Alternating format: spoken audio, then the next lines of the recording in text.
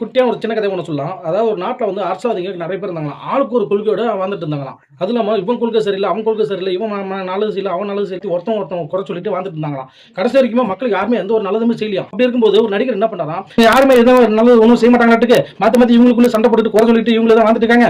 மக்களுக்கு எந்த ஒரு நல்லதும் கிடைக்காதுன்னு நினைச்சிட்டு இவர் என்ன பண்றாராம், புதுசா ஒரு கட்சி ஒண்ணு ஆரம்பிச்சுட்டு மக்களுக்கு நல்லது செய்யணும்னு எண்ணத்தோட வந்தாராம். இவர் வந்த உடனே இவங்க அடிச்சுட்டு பிறந்து உருண்டு கிடந்த இந்த அரசியல்வாதிகள் எல்லாம் என்ன பண்ணாங்களாம், அண்ணா நம்ம முதல்ல சண்டை போட்டு அப்புறமா போட்டுக்கலாம், தயவுசெய்து ஒருத்தன் புதுசா ஒருத்தன் நல்லது செய்யணும்னு வரான், அவன் மக்களுக்கு நல்லது செஞ்சுட்டானா நம்ம இத்தனை நாளா நம்ம ஊரை ஏமாத்தி வாழ்ந்துட்டு இருந்தோம், அதெல்லாம் தெரிஞ்சிடும். அதனால நம்ம சண்டை போட்டு நிறுத்திட்டு அவன மூலம் அடிச்சு வரத்தோனா இல்லைன்னா நம்ம சோத்து வழி இல்லாம கஞ்சி நம்ம கடை சொல்லி கஞ்சி குடிக்கிற வழி ஆக்கிறோம்.